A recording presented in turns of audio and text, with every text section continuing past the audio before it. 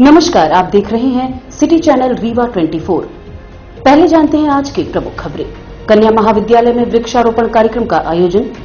Rewa jail से payroll पर छूटे कैदियों में एक की नहीं हुई वापसी। प्रदेश कार्यकारिणी सदस्य ने भाजपा जनप्रतिनिधियों पर की एफआईआर की मांग और फरियादी को स्थानीय पुलिस ने झूठे केस में फंसाने की दी धमकी। इन खबरों को आगे हम विस्तार से देखेंगे।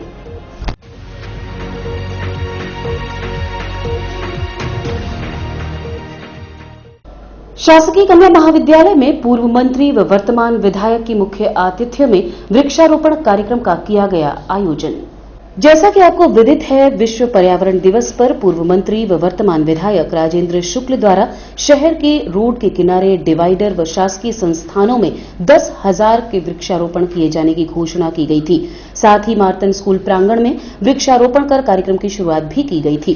वहीं आज शासकीय कन्या महाविद्यालय में वन विभाग द्वारा राजेंद्र शुक्ल के मुख्य आतिथ्य में वृक्षारोपण कार्यक्रम का आयोजन किया गया। इस संबंध में विधायक राजेंद्र शुक्ल से रीवा 24 ने बात की। 10,000 का टारगेट हम लोगों ने तय किया था सड़क के किनारे और शासकीय परिसर के अंदर, लेकिन मुझे ऐसा लगता है कि ये टारगेट से ऊपर चले जाएंगे। 12 से 15,000 के बीच में पेड़ लगेंगे, जिस प्रकार से लोगों का रिस्पांस आ रहा है। तो ये इस बार का वृक्षारोपण का अभियान उसी प्रकार से करेंगे जैसे आज से 7-8 साल पहले व्यापक स्तर पर रीवा में पेड़ लगे थे। जन आंदोलन के वृक्षारोपण को जन आंदोलन बनाकर ही हम पर्यावरण के संकट से देश और समाज को बचा सकते हैं, दुनिया को बचा सकते हैं। इसके अलावा और कोई दूसरा विकल्प नहीं है। इसलिए हम लोगों को इस काम में सक्रिय रूप से आगे आने की जरूरत है और लोगों को इसको प्रेरित करने की जरूरत है, जो हम लोग कर रहे हैं।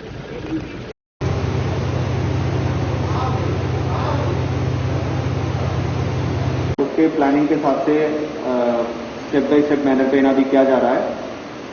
मैं जस्ट एक ही चीज बताना चाहता हूँ कि अभी जस्ट हम लोगों ने कोरोना महामारी को बाहर की है। अभी उसमें आप लोगों को भी पता है ऑक्सीजन की ना कितने कमी रही है। तो सभी लोगों की ऑक्सीजन की इंपॉर्टेंस है ना तभी समझ में आया कि ऑक्सीजन कितने इंपॉर्टेंट है। जब कोई कोविड-19 का पीड़ित व्यक्ति हॉस्पिटल में एडमिट होता है तो पीक पीरियड पे एक व्यक्ति का 2-2 सिलेंडर के ना हम लोगों को जरूरत पड़ रही थी डेली। जब हमारी मेडिकल कॉलेज में 600 के ऊपर है ना पेशेंट थे, टोटल हमारी डेली रिक्वायरमेंट था 1500 सिलेंडर से 1500 सिलेंडर की ऑक्सीजन की ना जरूरत पड़ रही थी। पैरोल पर कोरोना काल के दौरान छोड़े गए कैदियों में एक की नहीं हुई वापसी। रीवा जेल प्रबंधन ने दी जानकारी। रीवा केंद्रीय जेल से लगभग 100 की संख्या में पैरोल पर केंद्रीय कैदियों को छोड़ा गया था, जिसमें प्रथम चरण में 60 दिन की अनुमति प्रदान की गई थी। बाद में कोरोना संक्रमण के प्रकोप को बढ़ता देख यह अवधि 90 दिनों के लिए की गई थी। वहीं सभी कैदियों का आवागमन निरंतर बना हुआ है, लेकिन रीवा जेल से छोड़े गए पैरोल पर सभी कैदियों की वापसी हो चुकी है, जिनको समयावधि पूरी हो चुकी है। परंतु पैरोल पर छोड़े गए कैदियों में से एक की वापसी नहीं हुई, जिसके खिलाफ जेल प्रबंधन द्वारा कार्यवाही की जा रही है।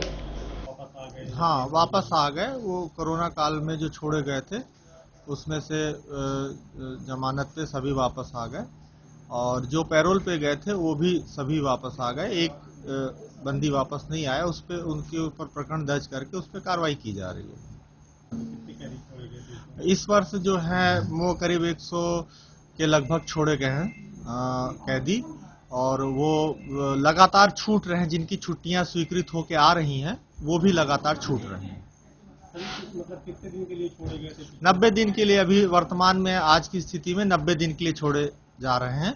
पूर्व में 60 दिन का आदेश था, उसको बढ़ा करके शासन ने 90 दिन कर दिया। उसके 90 दिन के आधार पर उनको छोड़ा जा रहा है। अभी कोरोना की पूरी तरीके से नियंत्रित है। अभी वर्तमान में इस जेल में कोई भी कोरोना पॉजिटिव बंदी निरुद्ध नहीं है। स्थिति बिल्कुल सामान्य एवं नियंत्रण। वैक्सीनेशन की कार्रवाई की गई है और आज भी वैक्सीनेशन की कार्रवाई की जा रही है। लगभग हम 700 का लक्ष्य रखे हैं आज का, और 15 जुलाई के पूर्व 100% वैक्सीनेशन का लक्ष्य है जो हम प्राप्त कर लेंगे। उसको पृथक रखा जाता है। जब तक उसकी कोरोना रिपोर्ट नहीं आती है उसको पृथक रखा जाता है। कोरोना रिपोर्ट आने के बाद फिर उसको अलग से आइसोलेशन 14 दिन रख करके और फिर उसको सामान्य वार्ड में भेज दिया जाता है। नहीं, इसकी जानकारी अभी मेरे पास उपलब्ध प्रदेश कार्यकारिणी सदस्य ने भाजपा पदाधिकारियों पर महामारी एक्ट के तहत मुकदमा कायम करने की मांग को लेकर एसपी को ज्ञापन सौंपा है। प्रदेश कार्यकारिणी सदस्य कुंवर सिंह द्वारा बताया गया कि धारा 144 लागू होने के बाद भी 15 जून को नया बस स्टैंड स्थित पटेल तिराहा में नवनिर्मित फ्लाईओवर के लोकार्पण समारोह दौरान भाजपा पदाधिकारी समेत 200 की संख्या में लोग शामिल हुए, जो कि न तो निश्चित दूरी पर थे न ही धारा 144 का पालन किया। जब शादी ब्याह में 40 लोग ही शामिल हो सकते हैं तो भाजपा पदाधिकारी सहित अन्य 200 की संख्या में कैसे शामिल हुए। कार्यक्रम में शामिल भाजपा पदाधिकारी पर महामारी एक्ट के तहत मामला कायम करने की मांग को लेकर एसपी को ज्ञापन सौंपा है। भारतीय जनता पार्टी के विधायक और पूरे रीवा का प्रशासन पटेल तिराहा पर फ्लाईओवर के उद्घाटन कार्यक्रम में लगभग 200 लोग इकट्ठा हुए, उसका उद्घाटन किए। मैं ये आज आवेदन लेकर एसपी साहब के पास आया हूं कि भारत में एक देश, एक विधान, एक संविधान है, पर आम जनता को महामारी एक्ट के तहत आप मुकदमा कायम करते हैं और शादी ब्याह के लिए अनुमति के लिए कहते हैं लड़की के पक्ष से 20 और लड़के के पक्ष से 20, कुछ 40 लोग। और भाजपा का कोई कार्यक्रम हो, धरना हो, उद्घाटन हो, प्रदर्शन हो तो 500, 200, 1000 आदमी हो और आम जनता ठेला वाले को आप पीटें, रिक्शा वाले को पीटें, सब्जी वाले को पीटें, तो ये दो दोहरा कानून है, इसको खत्म करिए। और या तो फिर कल रीवा के प्रशासन 8 विधायक माननीय सांसद के ऊपर महामारी एक्ट के तहत प्रकरण दर्ज करिए। आगे नहीं पूरी होने पर क्या करेंगे? कार्यवाही करेगी, कांग्रेस पार्टी कार्यवाही करेगी, हम लोग धरना प्रदर्शन करेंगे और आवश्यकता हुई तो आगे जो भी लीगल होंगे हम सारी कार्यवाही करेंगे। इस कार्यक्रम में कुछ अधिकारी भी शामिल हैं। बिल्कुल अपनी जिम्मेदारी समझें। ये भारत में संविधान है, लोकतंत्र है और लोकतंत्र में संविधान का राज है। संविधान में जनता और अधिकारी एक ही लाइन पे खड़े हैं। यदि महामारी भारत में है, मध्य प्रदेश में है, रीवा में है, तो आपको भी अपनी जिम्मेदारी का निर्वहन करते हुए उस पर जो है कानूनी कार्यवाही होनी चाहिए। नाम बता दीजिए। कुंवर सिंह, सदस्य मध्य प्रदेश कांग्रेस कमेटी। गांव के दबंगों ने घर पर लगाई आग। स्थानीय पुलिस द्वारा कार्यवाही न किए जाने के चलते पीड़ित ने पुलिस अधीक्षक कार्यालय पहुंचकर लगाई न्याय की गुहार। सिरमौर थाना क्षेत्र अंतर्गत रहने वाला संतोष साकेत पुलिस अधीक्षक कार्यालय पहुंचा और अवगत कराया कि गांव के दबंगों द्वारा उसके मकान पर आग लगा दी गई थी, जिसकी शिकायत लेकर पीड़ित सिरमौर थाने पहुंचा तो थाना प्रभारी द्वारा आरोपियों पर कार्यवाही की जगह पीड़ित को ही 302 का मुजरिम बना देने की धमकी दे दी गई। आप खुद सुनिए फरियादियों की पीड़ा उन्हीं की जुबानी। 3 बजे सूचना मिला तो मैंने ठीक है यहाँ कंप्लेंट किए थे, तो यहाँ से बोले कि आप सिरमौर थाना चले जाइए। सिरमौर थाना पे हम गए तो वहाँ रिपोर्ट दर्ज करवाए, तो रिपोर्ट दर्ज करवाने के कारण उनका भी 4 आदमी का नाम लिखाया गया था। तो वो जो टीआई है, टीआई डायरेक्ट हम लोगों को बोला कि आप नहीं जानते किसका मर्डर हुआ है, ठाकुर का मर्डर हुआ है तो तुम्हारा जीना हराम हो जाएगा, ऐसे करके बोले वो लोग। फिर हमको धमकी भी दी है कि तुमको भी मुजरिम में बना दूंगा। कौन बोल रहा था? वही टीआई साहब। कौन टीआई है? किस थाना? सिरमौर थाना में। तो कौन इसमें? नाम पता नहीं हमको। फिर इसके बाद हमको फिर बोला कि रिकॉर्डिंग तो नहीं किया मोबाइल में। मैं बोला नहीं सर, रिकॉर्डिंग नहीं किया है। बोला तुम लोगों के 11 आदमी को मुजरिम बनाना है, अभी तुमको भी बनाना है। इस तरह के ऐसी बातें वर्णन की है मेरे। कैसे आगे कैसे लगी, क्या घटना, कैसे क्या किसके ऊपर? उन्हीं लोगों के ऊपर जो ये लोग हमारे घर में घटना किए थे। कौन है? नाम इसमें मोरा सिंह, मोरा का एक लड़का है बबलू सिंह और फिर एक अन्नू सिंह, उसका पिता का नाम है दादू भाई। क्या करते हैं इन लोग बस घर में ही रहते हैं। कब आग लगाई गई थी? घर कल आग लगाई गई है। कितने का नुकसान हुआ है? कम से कम हमारे घर में उसमें हम 10 से 12 लोग परिवार रहते हैं सर। 10-12 परिवार में अभी मेरे बहन की शादी थी 24 मई को। 24 मई में हम लोग सभी सारे दहेज का बर्तन लिए थे। तो इसमें नुकसान कम से कम 4 से 5-6 लाख रुपए तक के आसपास हम लोगों के है, क्योंकि 5 भाई हम ही लोग हैं। और जब आगे लगी तब आप लोग कहाँ? हम लोग तो 12 तारीख से ही घर छोड़ के हम लोग इधर रिश्तेदार में हैं वहाँ पे। तो आपका कहना कि ये थाने में आपकी कोई सुनवाई नहीं हुई सर जी। वो तो डायरेक्ट हम लोगों को मुजरिम बनाने के लिए आदेश आ गया था। क्या चाहते हैं एसपी कार्यालय में, क्या चाहते हैं? हम लोग ये चाहते हैं कि हमारी पूरी मदद हो। मदद न होगी तो? मदद नहीं होगी फिर क्या करेंगे? आंदोलन करेंगे। क्या नाम है आपका? संतोष साकेत। कल जानकारी हुई कि इनके घर में, संतोष साकेत के घर में गांव के दबंग लोगों के द्वारा आग लगाई गई। इनको लेके सिरमौर थाना में ही गया था। जाने के बाद जब थाना प्रभारी से बात हुई कि इनके घर में आग लग गई है, इनकी FIR करी और संदेह में जिनको लिखा रहे हैं उनका नाम लिखिए। टीआई साहब का ये कहना है कि अभी कुछ दिन पहले 12 तारीख को पिछले महीने में एक अपराध हुआ था, वहाँ पे दीपू सिंह की हत्या हुई, तो उसमें ये मुलजिम बना देंगे इनको अगर किसी का नाम लोगे, क्योंकि ठाकुर का हत्या हुआ है और ठाकुर का अगर वहाँ हत्या हुआ है तो ये छोटी मोटी घटना आग लगना जैसी वारदात को उन्होंने अनदेखा किया और इनकी रिपोर्ट इनके कहे अनुसार नहीं लिखी गई। और टीआई साहब का ये कहना था कि अगर किसी का नाम लोगे तो तुमको 302 की मुलजिम बना देंगे। अभी 12 आदमी को हमको बनाना है मुलजिम, तो तुम्हारा भी नाम जोड़ देंगे। आप लोगों का कहना थाना प्रभारी द्वारा शिकायत नहीं दर्ज करी? नहीं, उनका ये था कि ठाकुर का जिनका नाम ले रहे हैं, जिनका संदेह है मुझे कि उनके द्वारा ही आग लगाई गई, उनका फेवर कर रहे थे वो, और उल्टी सीधी ऐसे इनसे बात की और बात करने के बाद उनका ये कहना था कि हमारी रिकॉर्डिंग तो नहीं की हो। अभी बेचारा और मोबाइल इनका स्विच ऑफ कराए, पहले पूरा मोबाइल चेक किए।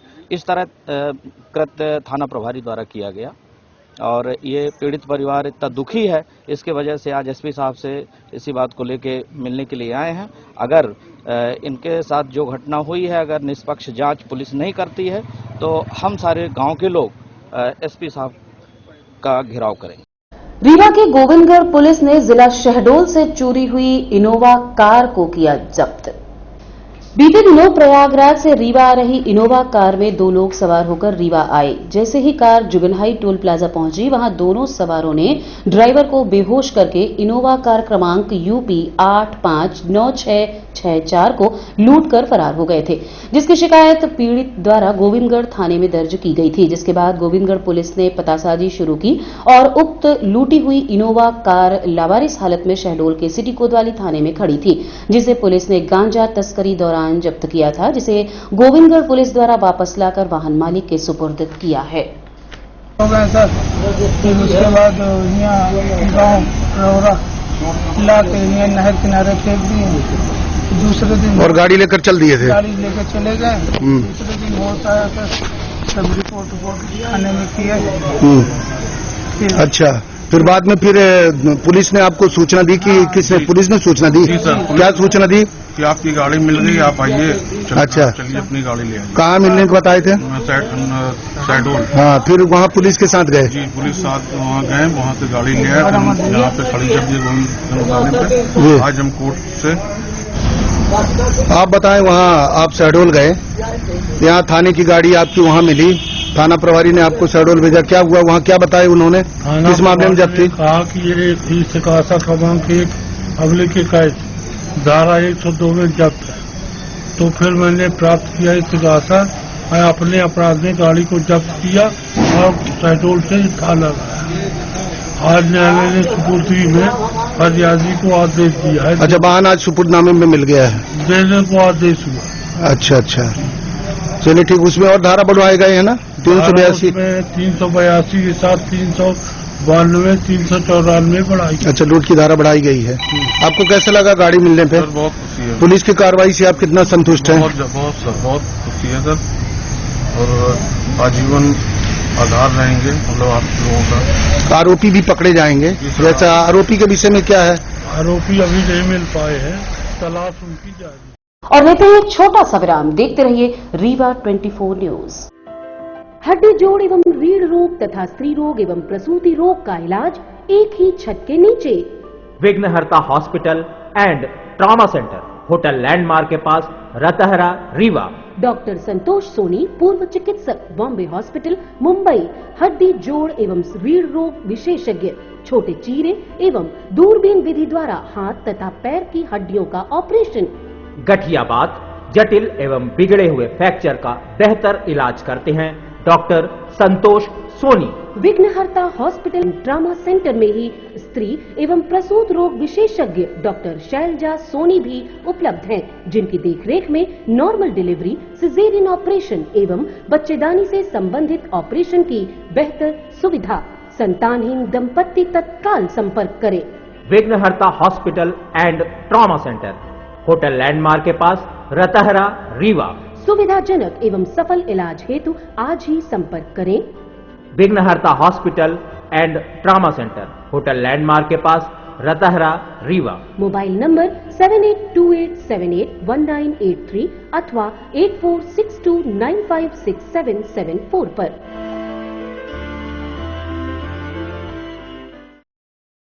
लाइट एंड साउंड एसोसिएशन ने पूर्व मंत्री व कलेक्टर से मिलकर डीजे संचालन की मांग की है। रीवा जिले के लाइट एंड साउंड एसोसिएशन द्वारा पूर्व मंत्री व वर्तमान विधायक एवं जिला कलेक्टर इलैयाराजा टी से मांग की कि बची हुई लग्न में रोड लाइट एवं डीजे संचालन हेतु कोविड-19 प्रोटोकॉल के तहत अनुमति प्रदान की जाए।